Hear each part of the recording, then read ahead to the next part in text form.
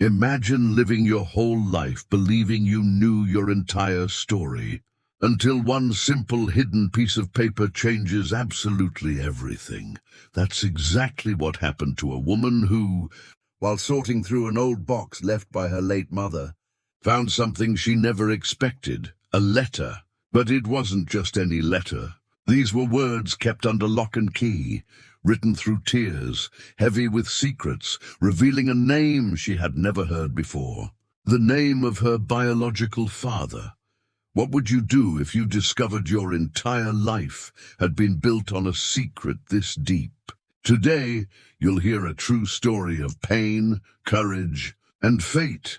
A daughter who chose to follow the clues her mother left behind and, after decades of silence, found the father she never imagined she would get to hug. Sarah was 38. From the outside, her life looked calm. She worked as a public school teacher, devoted to her students. And at the end of the day, she went back to a small house on the outskirts of Ohio, where she lived with her husband and 2 daughters. But there was something inside her no one could see. A strange feeling, an inexplicable emptiness, like there was always one missing piece in the puzzle of her story. Since she was little, Sarah had been very close to her mother. They shared secrets, confidences, and laughter. But there was an invisible barrier whenever the topic was her father. Every time little Sarah asked, "Mom, where's my dad?" the answer came quickly but flat. "He couldn't stay, honey." "But you don't need him. You have me." And that was the end of it. Sarah learned not to insist, but she grew up with that silence, like a shadow following her through every phase of life. As a teenager, the absence weighed even more. While friends talked about the traits they shared with their dads, the way they walked, their smiles, even their taste in music, Sarah could only imagine. What was the man like who'd given her life? Did he have the same brown eyes? Or maybe the same quiet manner people always said she had? But her mother always dodged the subject, as if opening that door would be too dangerous. When her mother got sick, Sarah cared for her. Years of hospital trips, sleepless nights, and a pain that went beyond the illness itself, the sense that a truth was being hidden. But her mother never told her anything. And then, one day, Sarah was alone. Her mother's death left the house echoing with silence and left an even bigger emptiness inside her. The years that followed were an attempt at normal. Sarah kept going with her family, taught her classes, took care of her daughters, but deep down, she carried a wound that hadn't healed. Sometimes, looking in the mirror, she'd ask herself, "Who am I really? Is half of me lost forever?" And it was in that moment, on a rainy late afternoon, that fate began to write a new chapter. While tidying the attic of her mother's old house, a space full of dusty boxes, smelling of aged wood and forgotten memories, Sarah found something that took her breath away, a small wooden box, different from the others, tied shut with a faded satin ribbon. She didn't know it yet, but inside that box was the answer to every question she'd carried her whole life, a truth that would forever change the course of her story. Sarah's hands trembled slightly as she held the small wooden box. It was simple, unadorned, but something about it felt different from the other forgotten boxes in the attic. It wasn't just the antique look, it was the faded satin ribbon around it, like someone had tied it there not to decorate, but to protect. She loosened the ribbon carefully, almost like she was doing something forbidden. When she opened the box, her heart sped up. Inside were just a few things: an old photograph of her mother when she was young, a small silver necklace, and at the bottom, a yellowed envelope worn with time, with her name written by hand in a firm, elegant script. "For my daughter, Sarah." The shock was immediate. Why would her mother leave a letter for her hidden in the attic? Why never give it to her while she was alive? Questions exploded in her mind as her eyes filled with tears. With cold hands, Sarah opened the envelope. The smell of old paper filled the air, and the first lines nearly knocked the ground from under her feet. "My dear Sarah, if you're reading this, It's because I didn't have the courage to tell you in life what I'm about to reveal. Forgive me for the silence. I kept this secret to protect you, but I know I may have been wrong to hide it." Sarah breathed deeply, but her chest felt tighter with every word. Each sentence sounded like a painful confession. The letter revealed that the man Sarah had always believed had abandoned mother and child. Wasn't her father. The truth was more complicated. Her real father was a man her mother had known in the past, an intense, impossible love. Pressured by family and social circumstances, her mother had never told him about the pregnancy. And then, to protect Sarah, or maybe to protect herself, she chose to live in silence, hiding the man's identity. At the end of the letter was his name, a name Sarah had never heard before, but that immediately set her mind on fire with a mix of fear and hope. It was as if her life had suddenly split in two. Before the letter, and after the letter, Sarah closed her eyes and hugged the envelope to her chest. Tears streamed without control. The mother she loved so much had died carrying a secret that could change absolutely everything about who she was. And in that instant, in the cold, quiet attic, Sarah knew she had only two choices: ignore that piece of her story, or follow the trail of her mother's words to finally discover who the man was who'd given her life. She didn't know it yet, but the decision she was about to make would lead her to the most emotional and transformative meeting of her entire life. The sound of rain still tapped softly on the roof when Sarah came down from the attic, the letter shaking between her fingers. The world around her felt distant, like time had stopped the moment she read that name, Daniel Brooks. The letters echoed in her mind like a muffled thunder. It was a simple name, even common, but to her it sounded like a sacred revelation. She sat in the living room, in front of the dark fireplace, and read the letter again, line by line, trying to absorb every word her mother had written. The firm handwriting, the pauses marked by tears that had stained the paper, everything carried the pain of someone who loved and had to hide that love from the world. Daniel was the kindest man I ever knew. I loved him with all my heart, but life, Sarah, life was cruel to us. I found out I was pregnant soon after he had to leave. He never knew. I feared judgment. I feared losing what little I had left of my reputation, and above all, I feared that you would suffer. I kept this secret not out of shame, but out of fear, out of love for you. Sarah stopped reading. Out of love for me, she whispered. But how could love hurt this much? How could the mother who'd always taught her the importance of truth have hidden something so essential? She looked at the envelope, now damp with her own tears, and felt a storm of contradictory feelings. Part of her wanted to understand. Another part wanted to scream. In the days that followed, Sarah couldn't sleep. The image of her mother and the name of that man returned to her mind like a constant echo. At work, she drifted through her lessons. At home, she could barely talk to her husband. It was like the floor under her feet had turned fragile, made of glass about to crack. One sleepless night, she opened her laptop and typed the name, Daniel Brooks. Thousands of results appeared. Lawyers, doctors, musicians, even a retired teacher. Every face on the screen made her heart race. Could this be him? She wondered, enlarging old photos, studying features, searching for similarities in eyes, smiles, eyebrows. But there was a problem. The name was too common, and the letter had no address, just the city where he'd lived at the time, Nashville, Tennessee. She felt a knot in her throat. It wasn't much, almost nothing. But it was more than she'd had in 38 years. She went back to the letter, hoping to find something more. And there it was, almost imperceptible in blue pen at the bottom of the last page. Daniel, 1985, musician at the Golden Leaf. Her heart leapt. Her mother had mentioned a place. Golden Leaf. Was it a bar? A club? A studio? The next morning, determined, Sarah started digging. She discovered the Golden Leaf was an old live music bar in Nashville, famous in the 80s for giving a stage to local artists. The bar had closed years ago, but some records were still online, old photos, newspaper ads, even a blog by a collector of the city's musical memories. Among the scanned images, Sarah saw a black and white photo, a band playing on the Golden Leaf's small stage, a neon sign in the background. The focus was on a young man holding a guitar, smiling at the camera.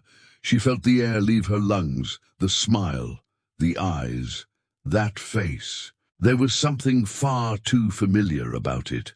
Sarah zoomed in, and for the first time in her life, felt like she was looking at her own reflection from another time.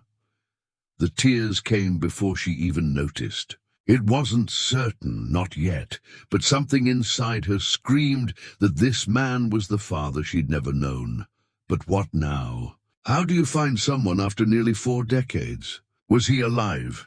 Did he have a family? And if he did, would he accept her?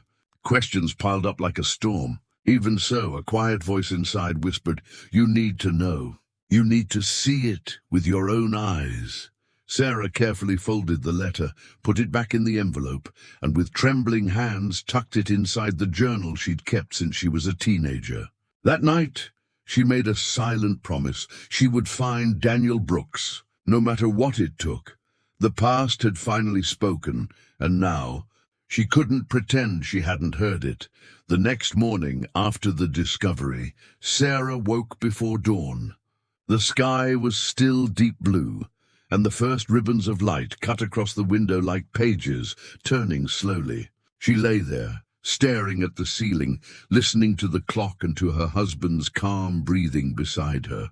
The name Daniel Brooks played on a loop in her head. The letter sat on the dresser, tucked in her journal, but it seemed to weigh a ton in the room, as if every word her mother wrote had its own gravity.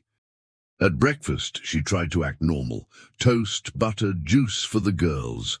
But her hand shook. "Are you okay?" her husband Mark asked, noticing the different kind of quiet. Sarah hesitated. She wasn't ready to share everything yet. Not because she didn't trust him. Mark was her safe harbor, but because her emotions felt too sharp, like freshly broken glass. Any harder touch, and she would bleed. She smiled the way you learn to hide a storm. Just didn't sleep much. She changed the subject, asked about their older daughter's soccer practice, praised the little one's art project, all while doubting herself. How do I tell him? How do I do it without betraying my mother's memory? On the drive to school, the radio played an old country song. The guitar had the same light touch she imagined hearing in Daniel's hands in that black and white Golden Leaf photo. It cut her like a thin blade. What if he really is my father? What if he never knew? A mix of anger and compassion washed over her. Anger at her mother's choice, compassion for the young man who may have been robbed of holding his daughter for the first time. During first period, she realized she was grading papers without actually reading them. Her mind kept returning to the young man on stage, to that familiar smile. At one point, a student raised his hand and asked, "Miss Sarah, are you okay?" The simple, sincere question disarmed her. She took a long breath, smiled for real, and said, "Thank you for asking, I am." Half true. The other half was an ocean in a storm. That afternoon, after work, she parked by the neighborhood lake. She watched the small, wind-made ripples, like the world's heartbeat outside her own. And there, by the water, she finally let the pain have a name. She cried for her mother, for the childhood that might have been, for conversations that never happened. She cried for the little girl who spent years trying to guess whose laugh she had, who she got her frown from, her love of notebooks and melodies. When the tears eased, something new appeared, a thread of hope. not a victorious blaze, but a shy, stubborn light saying, "You can find out. You can choose to know." Along with that light came the fears. What if he doesn't want to see me? What if he has another family and thinks I'll blow up his life? What if I learn something that hurts even more? Her mind spun scenarios, each one ending at the same point. Risk. That night, Sarah decided to talk to Mark. She sat beside him on the couch, journal in her lap. "I need to tell you something," she began softly, and she told him about the attic, the box, the letter, the name, the golden leaf, the photo. As she spoke, Mark's face moved between surprise and tenderness. When she finished, he took her hands in his, warm and steady. "You're not alone in this," he said. "If you want to look for him, I'll go with you. If you want to take it slow, we'll go slow. If you want to stop at any point, we stop." His words were like a mattress catching a free fall. Sarah breathed in relief that almost hurt. It was so needed.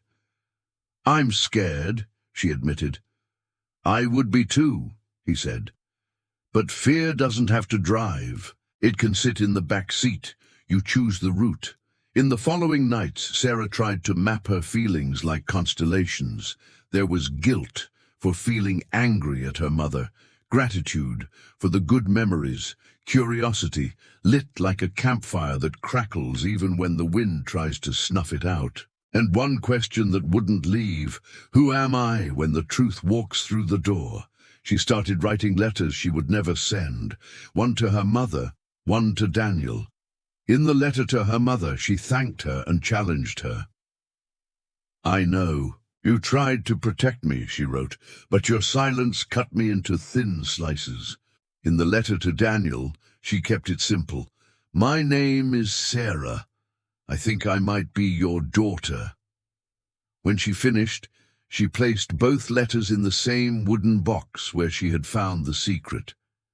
It was her small ritual, a way to shape the chaos.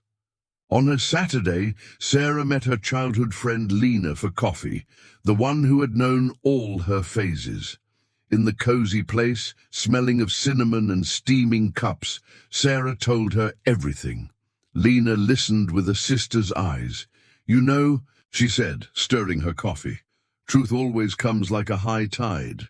It scares you, drags you, knocks down your sandcastles, but it also brings shells, things you only find when the sea decides to rise." "What if I regret it?" Sarah asked. "You might regret trying, or you might regret forever not trying," Lena answered, gently firm. Her friends suggested practical steps: search public records, check old social media, Nashville musician groups, even the local paper archives. Sarah wrote it all down, feeling her mind clear. When they said goodbye, Lena held her shoulders. "When you're ready, I'll help." That night, back in her quiet room, Sarah took the journal from the drawer. She touched the edge of the envelope, like holding a hand from the past. The emotional tide still rose and fell, but it no longer felt like a directionless tsunami. It was a rough sea, yes, but navigable. And for the first time since reading the name Daniel Brooks, she felt she could cross it. She closed her eyes and made a promise to herself, softly. She would not let fear write the ending to this story. The letter was the starting point. The emotions were proof that it mattered. The next step? Turn feeling into action.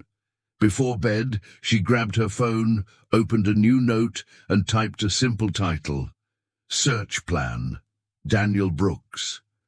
She smiled, shyly, like lighting the first candle in a dark room. She set the phone on the nightstand like a small lighthouse. The tide was going out, and in the trail of water, little shells were beginning to appear. Sunday dawned overcast in Ohio, and the smell of fresh coffee filled the kitchen as Sarah opened her laptop. The blank Google page blinked at her as if asking, "Where do you want to start?" She took a deep breath. The name was still echoing inside. Daniel Brooks, the man who could be her father. In the previous days, she'd sketched her search plan. 3 columns, possible places, people, visual clues. Golden Leaf was at the top. It was the only concrete link to the past. And that's where she would begin. She typed, Golden Leaf Nashville musician, 1985, and dove into the results. With each link, a flicker of hope. She learned the bar had closed in 1992, but a local photographer had documented the music nights and kept copies on a City Memories website. Sarah opened a gallery of black and white images, and there he was. Again, the same young man with the guitar, the same calm smile. The caption simply read, Daniel Brooks, Golden Leaf Sessions, 1985. Her heart pounded. For the first time she had a real confirmation. He existed. He had lived. And more than that, someone remembered him.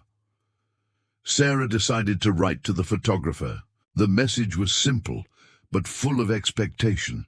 Hello, I found a photo on your site of a musician named Daniel Brooks, playing at the Golden Leaf in 1985. I'm trying to locate him for personal reasons. Do you have any information about him? She hit send and stared at the screen for a long moment, as if she could hurry the reply just by looking. The day moved slowly, the sound of rain on the roof mixing with the tick-tock of the clock. It felt like waiting for a sign from the universe. By late afternoon, the email arrived. Hi, Sarah. Yes, I remember Daniel. He played guitar and sang ballads. Quiet guy, very talented. Stopped performing around 1987, if I'm not mistaken. I heard he moved to the Tennessee countryside, maybe Franklin. Hope this helps. Good luck. Sarah pressed her hands to her face. Franklin, a small town, about 30 minutes from Nashville. A concrete lead.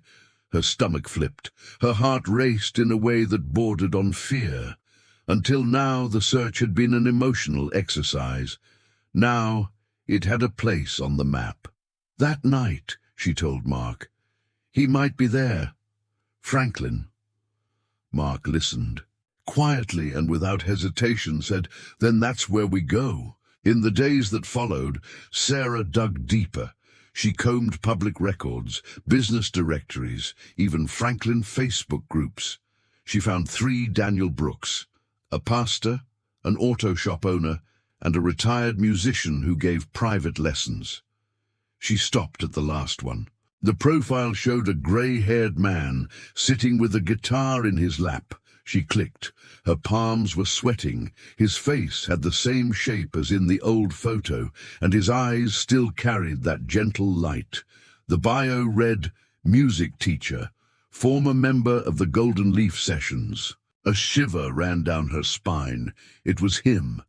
But what now? Send a message, call, just go there? She spent hours staring at the screen, trying to decide.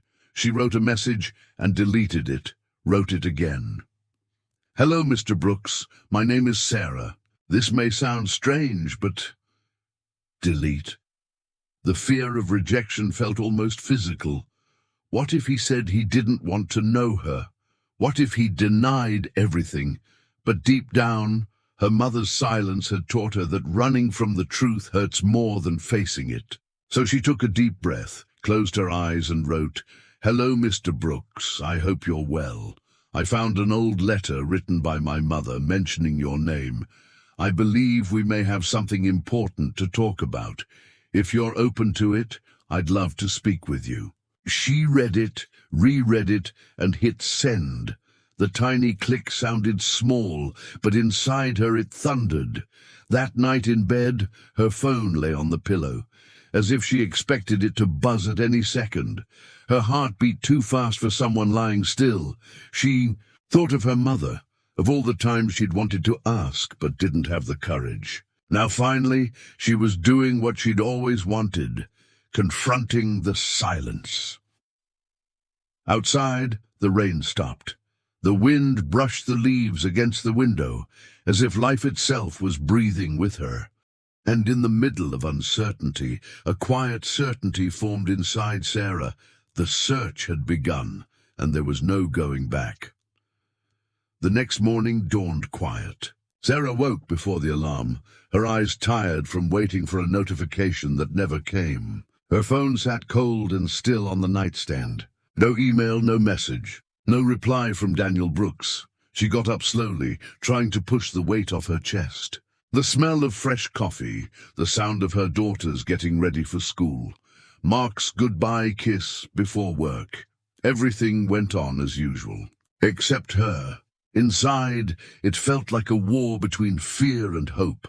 During the first days, Sarah checked her email every hour. Her heart leapt every time she saw the new message icon, only to drop when it was just another promotion. The silence on the other side of the screen was cruel, and the most painful thought crept in.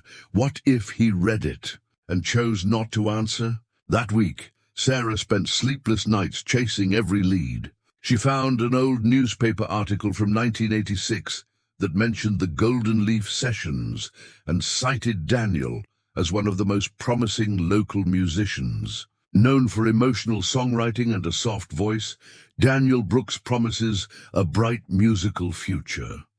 And after that, nothing, no record, no album, no public mentions. It was like he disappeared.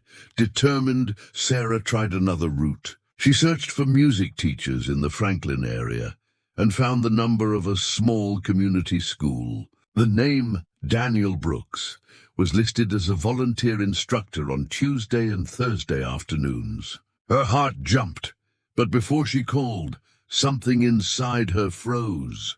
What would she say? "Hi, I'm trying to find out if you're the man my mother loved nearly 40 years ago." It sounded absurd, invasive, and what if he had a family, wife, children, grandchildren? The fear of causing pain or being rejected paralyzed her.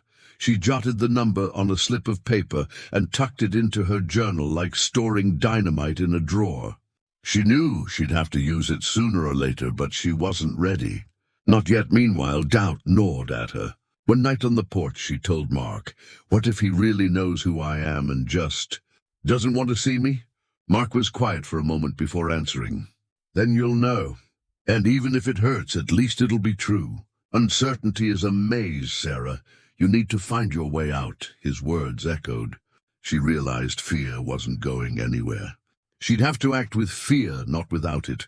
The next morning at school, a surprise awaited. On the staff room computer, a notification flashed, a new personal email. The subject line read simply, "About Daniel Brooks." Her hands went clammy. She clicked. "Hello, Sarah. My name is Tom Jenkins. I've been friends with Daniel since the Golden Leaf days. I saw your message on the photographer's site. Daniel doesn't use the computer much, but I mentioned your name to him. He was surprised, even confused. He asked to know more before responding. If you'd like, I can pass your contact along to him." "Please confirm." Sarah's heart raced. He knew her name had reached him, but alongside the emotion came dread. What did he feel when he heard my name? Fear, anger, guilt? She answered carefully, choosing each word like stepping on fragile ground. "Hello, Tom. Yes, please share my contact with Daniel. There's something important he needs to know." "Thank you, truly." And then the waiting began again. The following days were an emotional roller coaster. Sarah stared at her phone like it was a direct line to fate. Every vibration, every ping made her jump. But the silence persisted. In the middle of the anxiety, life threw in new hurdles. One of her daughters caught the flu, work piled up, and Sarah felt split between duty and inner turmoil. At night, she sat on the couch, looked at the envelope, and wondered if all this was worth the pain. But then she remembered her mother and the silent promise not to let fear decide. On Friday, just as she was thinking of giving up, a new message arrived. The sender, Daniel Brooks. Subject, "Can we talk?" Time stopped. Sarah stared at the screen, tears forming before she even opened the email.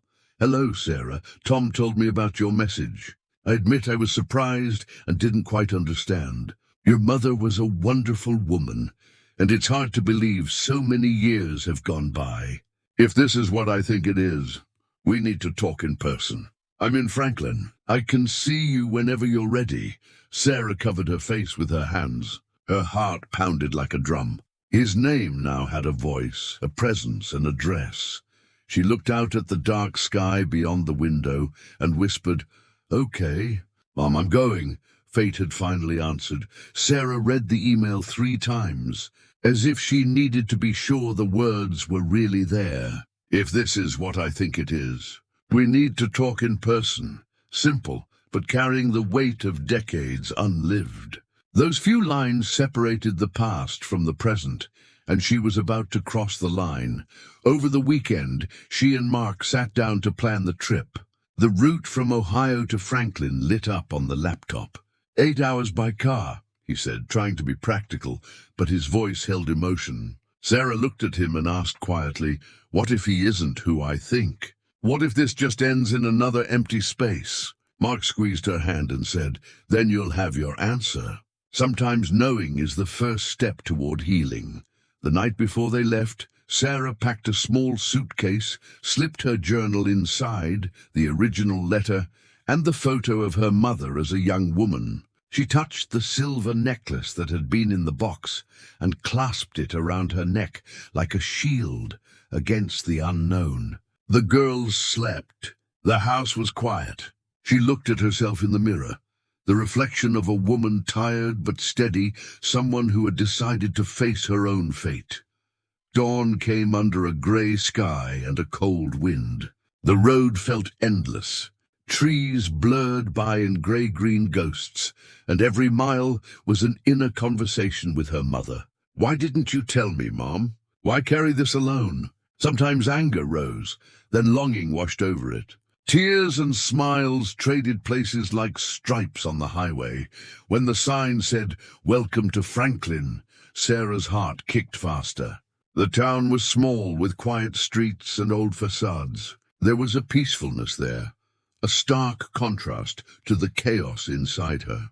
Using the address from Daniel's email, she drove to a white house with a front porch and hanging plants. A guitar leaned against the wall by the door. She parked but sat for a moment, watching. The air smelled of damp earth and real life. Fear and expectation twisted into a single knot she couldn't untangle. Mark took her hand. "You don't have to rush," he said. "But if not now, when?" She drew a deep breath, opened the car door, and took the first step. The sound of her shoes on the gravel echoed inside her chest. She walked up to the porch. Before she could knock, the door opened. A grey-haired man with kind eyes and a hesitant smile stood there. "Time seemed to stop, Sarah?" he asked, his voice rough, almost a whisper. She nodded, tears spilling before she could speak. Daniel stood still for a second, like he needed to confirm with his eyes what his heart already knew.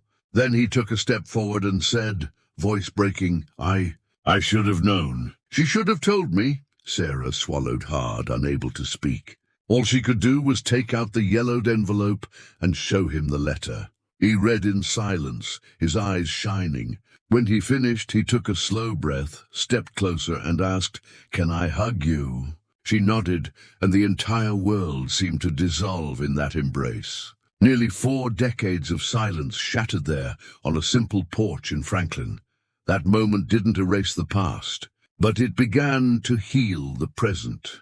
Their hug lasted long seconds, but it held almost 40 years of absence. It was a living silence, full of memories that never were but somehow existed there. The first birthday he didn't see, the questions she never got to ask, the letters that never arrived. When they finally stepped back, Daniel kept his hands on her shoulders as if afraid she'd vanish if he let go. His look was a mix of wonder and tenderness. "You have her eyes," he murmured. Sarah smiled through tears. "That's what everyone used to say. But now I know. Maybe I have something of yours too." He took a breath, trying to steady his emotions. I didn't know, Sarah. If I had, I would have looked for you. I would have done everything differently. I know, she said, voice shaking. Mom told me in the letter. She was afraid of judgment, of losing what little she had. But I think deep down, she never stopped loving you. Daniel nodded slowly, eyes wet. She was the love of my life. And knowing now that you're the fruit of that, it's like time gave me back something I didn't even know I'd lost. They stepped inside. The place was simple and warm, full of little details that revealed the life of a solitary man. Stacks of music books, old photos, a time-worn guitar leaning against the couch. Sarah looked around and smiled. Do you still play?" she asked. "Now and then." Music was what was left when everything else faded. He picked up the guitar, ran his fingers across the strings, and a soft sound filled the air. It was a simple melody, but heavy with feeling. "This one," he said, "I wrote in the summer of 1985, the last one before I left Nashville. I wrote it for your mother." Sarah closed her eyes and let the notes drift through the room, as if each chord was filling an old hole inside her. When he finished, both of them had tears in their eyes. "It's beautiful," she said. "Somehow, I feel like I already knew this melody, like it's been kept here all along." She touched her chest, over her heart. They talked for hours. Daniel told her about his life, how he tried to move on, traveling through small towns, teaching, writing songs. He never married. No story ever felt complete, he admitted. Sarah told him about her mother, her childhood, the school, her daughters. She spoke of the emptiness she always felt, and how the letter changed everything. At one point, Daniel brought out a wooden box. Inside were old photos and keepsakes from the Golden Leaf. Among them, a folded napkin with the name Clara, Sarah's mother, and a faded phone number. He had kept it for decades, not knowing it was the last trace of the woman he loved. Sarah held the paper gently. "She never forgot you," she said. "Even without words, I could see it in her eyes when certain songs came on the radio. Now I understand why." Daniel wiped his tears and whispered, "Thank you for finding me." "No," she replied, smiling through tears. "Thank you for welcoming me." The sun began to set, painting the room with gold. That late afternoon smelled like forgiveness and beginnings. Father and daughter sat side by side, listening to the wind hum through the guitar strings, without needing to say anything more. After a lifetime of silence, the most beautiful sound was simply being together. That night, Sarah stayed at a small inn near Daniel's house. Her mind kept spinning, replaying every look, every word, every shared silence. It was as if time had split in two, before and after that embrace. For the first time in 38 years, the emptiness inside her didn't feel like a dark hole anymore, but a space filled with something new, belonging. Lying in bed, she stared at the ceiling and thought of her mother. "You were right to protect me," she murmured, "and I was right to search." There was love in both choices, and finally she could see that. Forgiveness came easily, like a soft breeze slipping through the window to put out a fire that had burned for too long. The next morning, she went back to Daniel's house. He greeted her with a shy smile, a cup of coffee, and 2 slices of homemade bread. The scene was simple but impossibly sweet. "I didn't sleep much," he confessed. "I kept thinking about everything that could have been." Sarah smiled. "Maybe we don't need to think about what wasn't. Maybe we just need to live what can still be." They sat on the porch, watching birds flit to the feeder hanging from the tree. "Funny," Daniel said. "I spent so many years alone, thinking time had stolen everything from me. And now I see it was saving something for later." Sarah looked at him, moved. "And I always thought time only took things away, but it gives back too. Sometimes it just takes a while." The day passed with laughter and shared memories. Daniel showed old photos from his youth, and Sarah was amazed to see her features reflected in his, the same crooked smile, the same gesture of touching his chin while thinking. It was like looking into a different kind of mirror, a mirror that showed the origin. In a quiet moment she asked, "Did you miss having kids?" He was silent for a long beat before answering. "I think I did. But I never imagined I'd have a daughter without knowing. And now that I do, it's like my life has meaning again." His words hung in the air like a promise. A deep peace washed over Sarah, not the kind that comes from the absence of pain, but the kind that's born when you finally understand the truth. Before she left that day, Daniel handed her a small box. Inside was a silver pendant with a musical note engraved. "It was your mother's," he said. "She left it behind at one of the Golden Leaf rehearsals. I kept it. Now it's yours." Sarah cupped the pendant in both hands. "I think she wanted this moment to happen," she said softly. "I think so too," Daniel replied. "Sometimes love doesn't have to be alive to keep guiding us." When they said goodbye that day, there were no desperate tears, just a calm, deep emotion. The kind that comes when your heart finally understands its whole.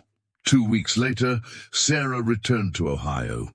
The drive back felt completely different. The road was the same, the scenery too, but inside everything had changed. It was like her heart had weathered a long storm and finally reached a safe harbor. On the passenger seat, resting on her journal, were her mother's letter and the silver pendant Daniel had given her. She glanced at them from time to time, like checking that fate had really happened. When she got home, her daughters ran to her with laughter and hugs. Mark came right behind them with that smile that always meant, "I knew you could do it." She sat on the couch with her family and told them everything, every detail, every emotion. When she finished, silence settled over the room.